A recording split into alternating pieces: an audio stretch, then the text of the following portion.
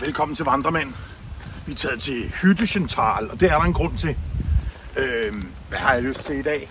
Har jeg lyst til klipper? Nej, ikke rigtig klipper sådan. Nej. Har jeg lyst til sådan store bjergmassiver? Nej, det har jeg heller ikke. Hvad har jeg så lyst til? Har jeg lyst til skovsøerne? Det har jeg sådan set ikke. Ved I, hvad jeg har lyst til?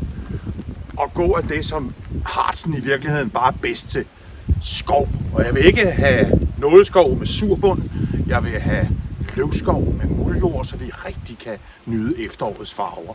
Og det er der jo rige eksempler på overalt, hvor vi kigger her. Masser af farver. Og vi skal gå fra Hüttental her en rundtur til Wildemann.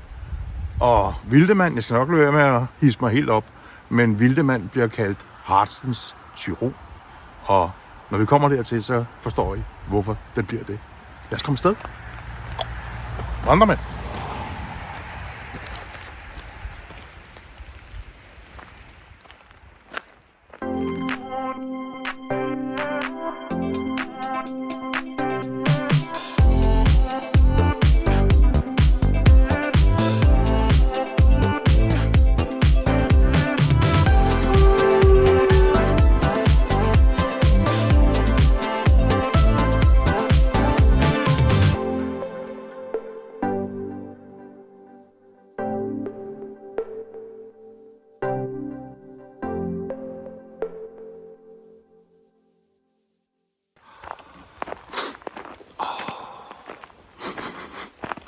Halvdelen af fornøjelsen ved sådan en tur, det er bare at gå og sniffe.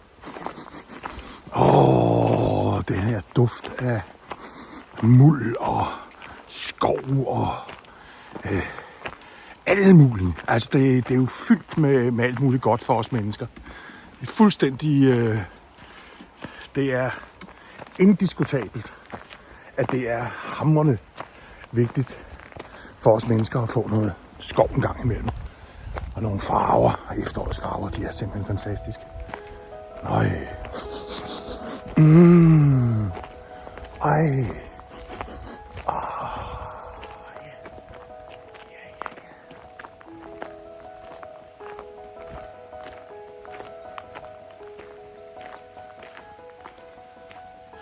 Vi skal opad. Vi skal stejlt opad i 4 kilometer. Vi skal en halv kilometer opad. Ja, yeah, nu ved I det.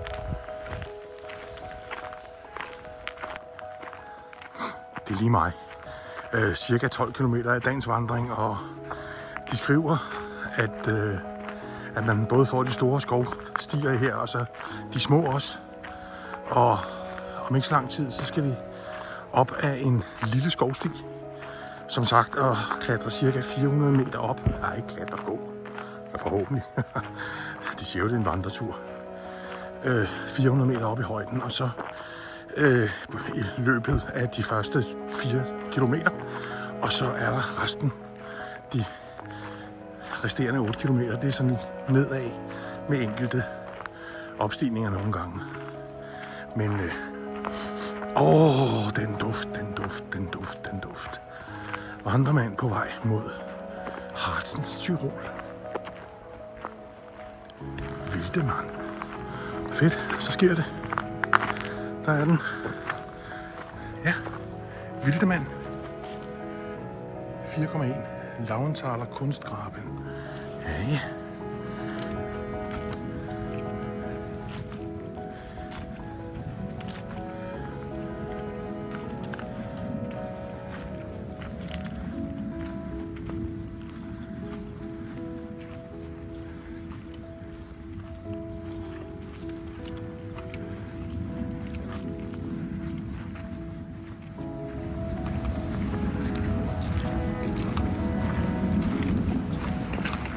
Den er godt nok smag.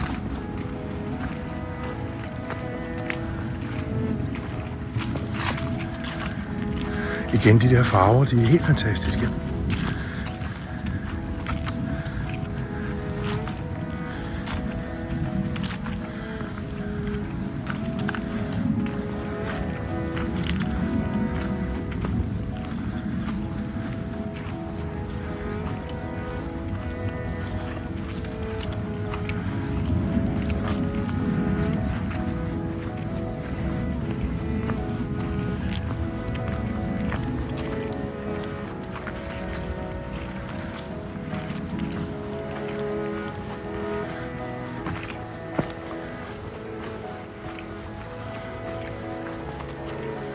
skøn vej, og så kan man se vejen, vi kom kørende på nede her. Hvad vil jeg tro? Sådan 60 meter nede.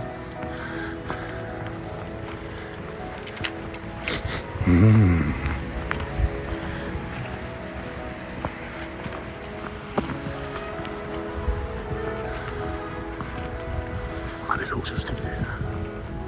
Det er helt vildt luksus. Sådan et godt drop der til venstre, så går man alligevel sådan sikkert og roligt, og så behøver ikke kigge ned hele tiden. Det er det, der er luksusen her, ikke? At man ikke hele tiden skal kigge ned. Man skal bare orientere sig. For det er jo det, der er forskel på vandring, og så bare gå ind i byen. Man skal være i total kontrol, ikke? Man skal ikke falde lidt op. Man skal være trinsikker. Og visse steder skal man også være svimmelfri. Så ikke man begynder at gå fuldstændig i panik, hvis der er eksponeret 10 meter ned, eller i Alperne 200, lige når man går. Så skal man bare fokusere. Koncentrere sig om hvert skridt. Så går det. Ej, hvor er det lækkert. Oj. På vej mod Vildemand. Det er helt vildt, mand. Altså noget her, det falder man over hele tiden, når man går ned i Harzen. Det er noget afløb, man har lavet i sidste århundrede til minearbejdere. Fordi hvis der er en ting, der er sikkert, så er det, at Harzen er gennemhullet som en schweizerost nede i hele. Der er så mange mineraler. Der er kobber, der er sølv, der er jern, der er alt muligt. Alle mulige forskellige ting, man kunne grave efter. Og det er det, Harzen oprindeligt blev rig på. Tænk på sølvminen op ved Rammelsberg ved Goslar, hvor munkene allerede var i gang i 1200-1300-tallet og udvikle det. Så altså, mange steder, der ser man ikke bare indgangen til miner, men man ser simpelthen også de faciliteter og de bygninger, der har været for at sikre minearbejderne. Det her, det er et eksempel på et afløb simpelthen, sådan så at minearbejderne kunne gå tørskoet ind i minen og gøre deres umanerlige hårde arbejde, må man sige.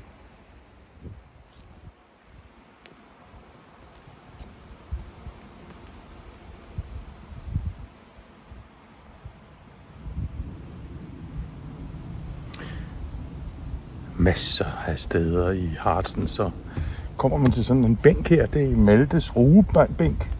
Han var gæst i Haus Høenvæk i Vildemand. Og så har han doneret sådan en, fordi han synes, der var så smukt herude. Og der kan jeg jo komme give ham ret. Så kan man sidde her. Så kan vi jo få dagen til Marcus Aurelius på den sags skyld. Jeg har jo selvfølgelig bogen med. Lad os se, om vi kan finde en. Se en gang her. Der er en her. Det må jeg da også kunne. Når noget er svært for dig selv at overkomme, så tænk ikke, det er umuligt for et menneske. Men derimod, når du ser, at noget er muligt og går let for et andet menneske, så tænk, det må jeg da også kunne præstere. Hey, det er et open mindset, du.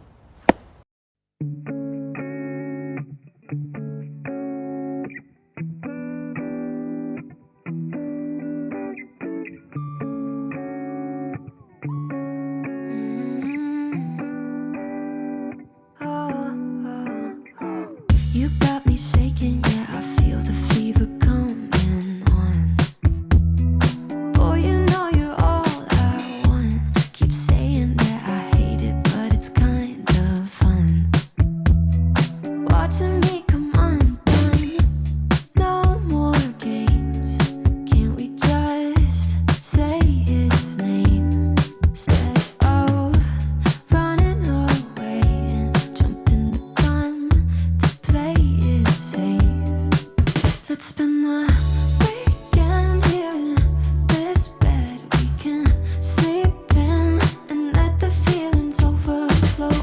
Useless trying to fight this. Let's just give in and let the feelings overflow.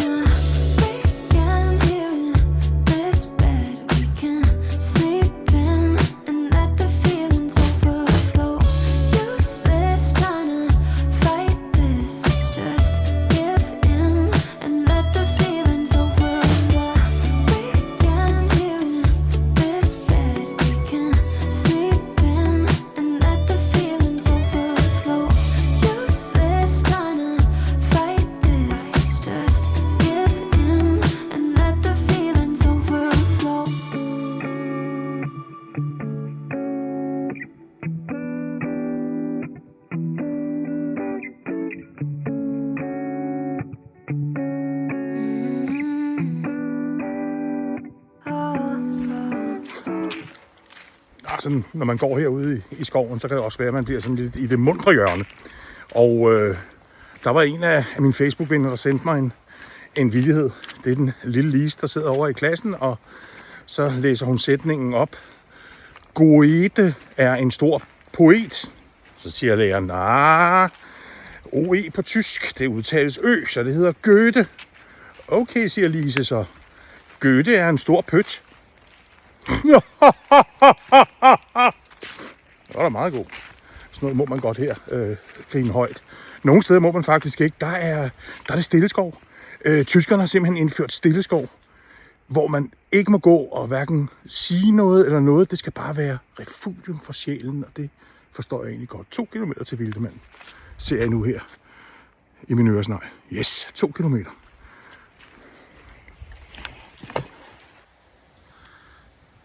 Som jeg nævnte tidligere, så er de meget gode til at fortælle en masse om deres fauna og flora, og ikke mindst kultur. Her er et oversigtskort over Schwermetallpflanzengesellschaften, ikke?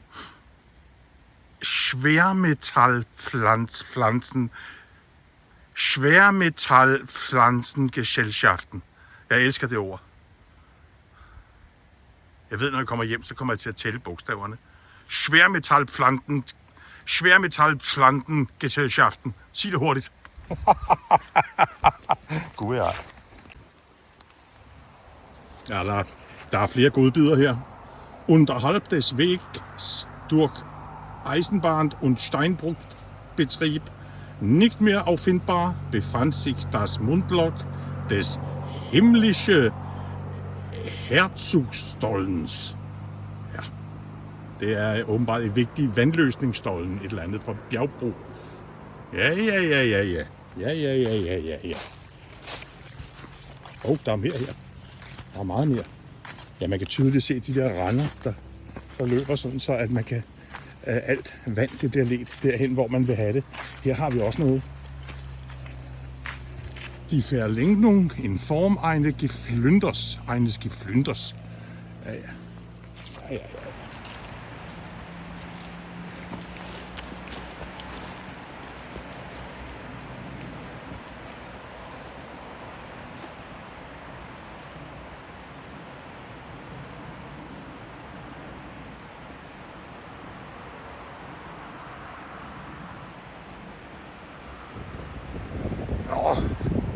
Nu kan jeg mærke, at der kommer vind i skørterne her, og man kan ane nogle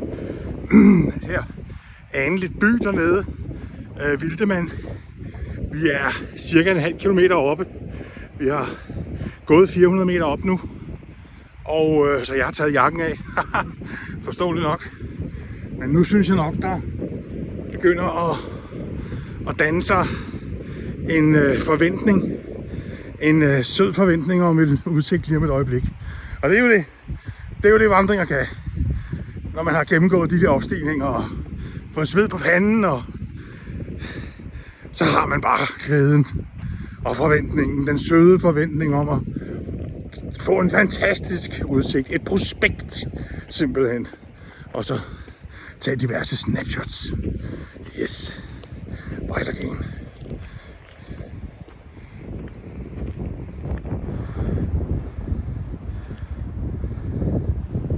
Sådan. Så begynder byen Vildemand at kunne ses. Og herhen, jeg ved, at der er sådan en udsigtsplatform ting, et eller andet. Jeg har ikke været der før.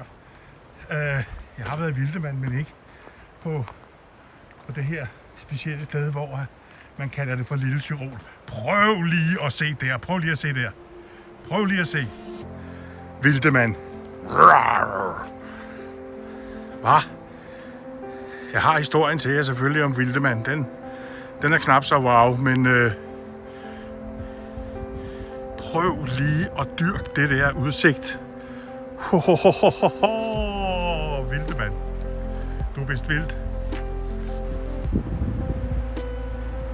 Nå.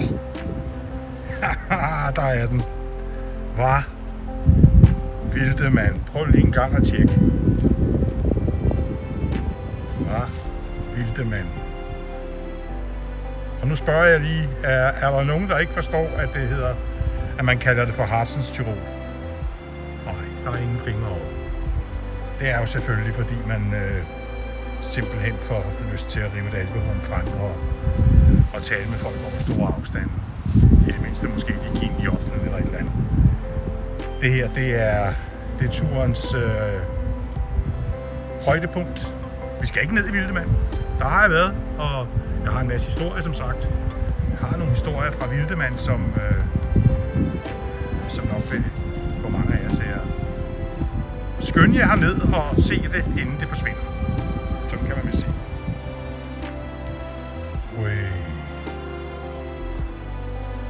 Vildemand. Det er for vildt.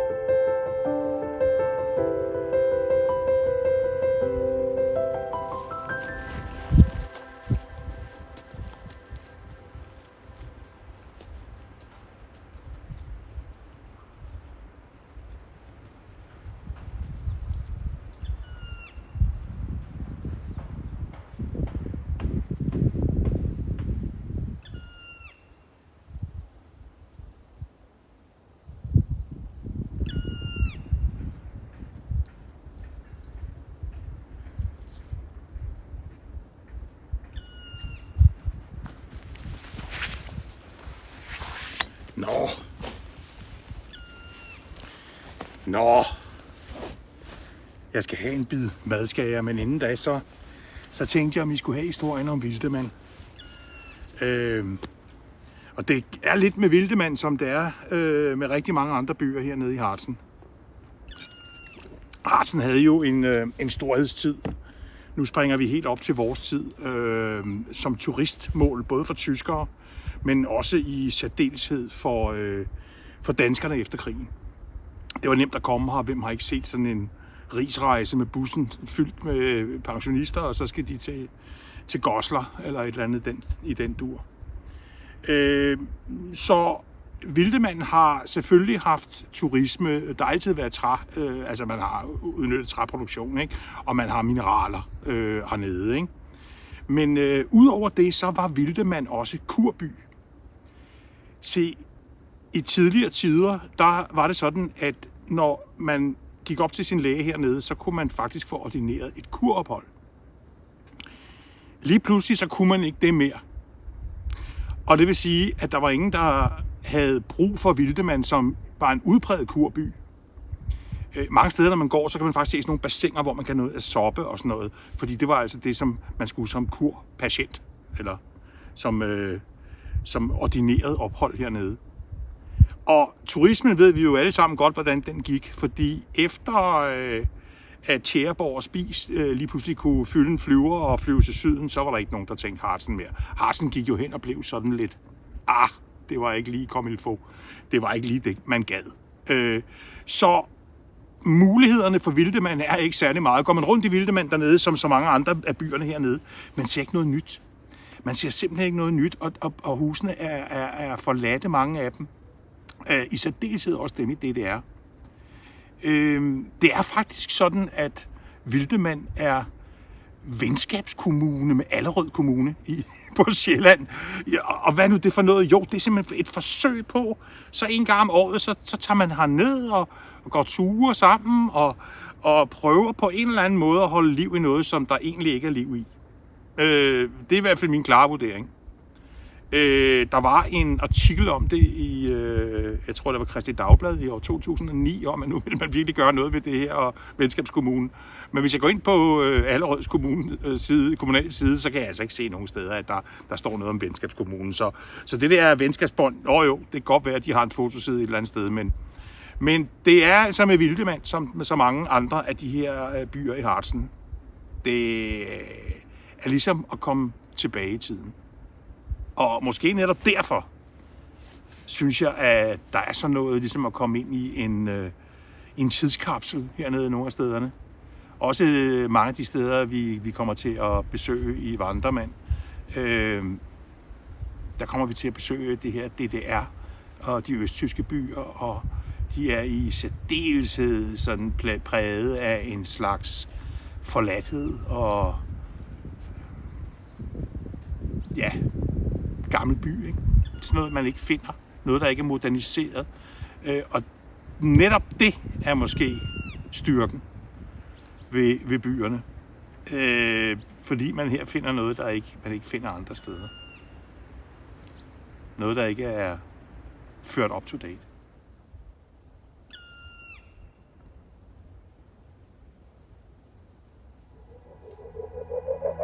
I was done growing up, had enough of chasing down the sun, but suddenly I can see everything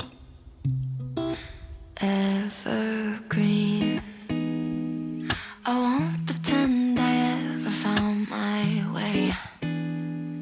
I've made my healthy share of fair mistakes, still learning to give and the take.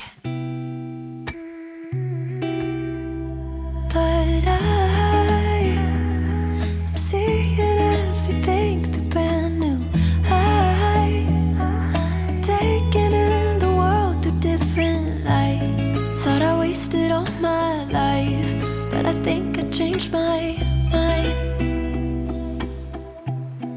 Yeah, I think I changed my mind. I was done growing up, had enough of chasing down the sun, but suddenly I can see everything evergreen. I won't profess I've got it figured out. I know I'm only getting started now, still learning the ups and the downs. But I'm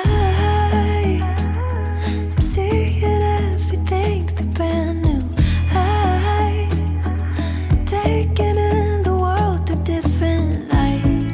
Thought I wasted all my life, but I think I changed my mind.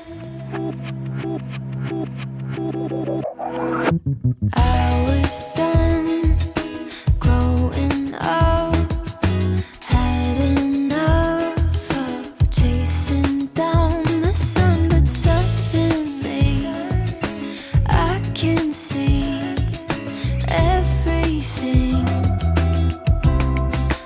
evergreen.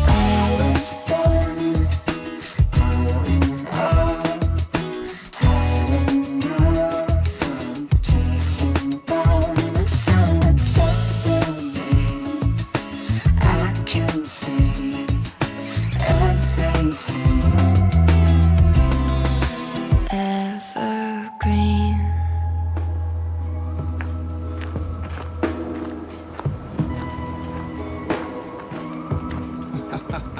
Se den bassemand der, ikke? Det er simpelthen et fantastisk træ, ikke? Grønt til begge sider, og blå himmel, hvide skyer. Og så er der bare fuld knald på de gule og de brune nuancer her. Jeg har bare tænkt mig at skille mig ud, kan man næsten høre det sige. Prøv en gang at se. Det er næsten dagens træ, det her. Og vi vil godt dominere dagens træ. Prøv lige en gang at se her, hva'? Hvor er det flot. Nej, hvor er det altså flot. Ja. Kom med her, skal I bare se.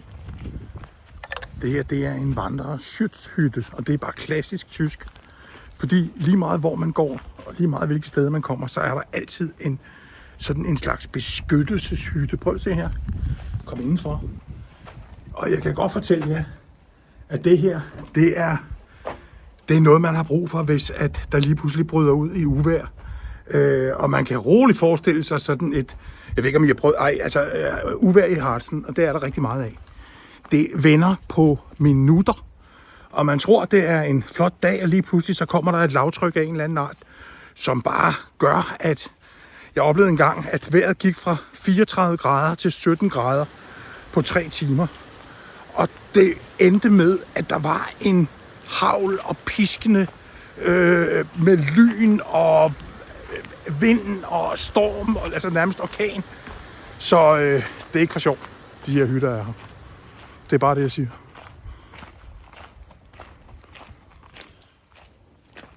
På vej mod bilen, vi er der om 2,5 kilometer eller sådan noget. Så smukt.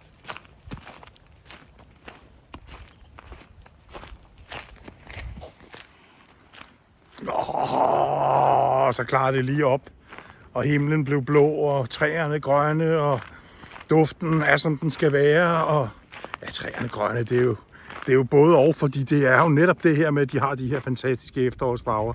Jeg synes, det har været en helt fantastisk tur.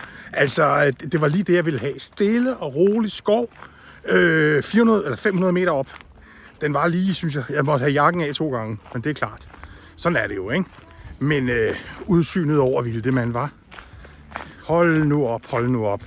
Harzens Tyrol, lille Tyrol her i Harzen, ikke? Jeg forstår det godt, ikke? Og ser det altså bare hyggeligt oppefra, ikke? På alle mulige måder en 12 kilometer, og nu er det bare tilbage til bilen, så jeg tror egentlig, at jeg lader det være med det, medmindre der sker noget sådan helt specielt, for ellers så er det bare sådan en hyggetur af de store veje her. Og jeg har det jo sådan igen, at jeg har mødt to. Jeg mødte et par med en hund, og så mødte jeg lige en cyklist lige for et øjeblik siden. Så no problems. Altså, kan I se hvor lidt, ikke? Jeg har gået 4 timer.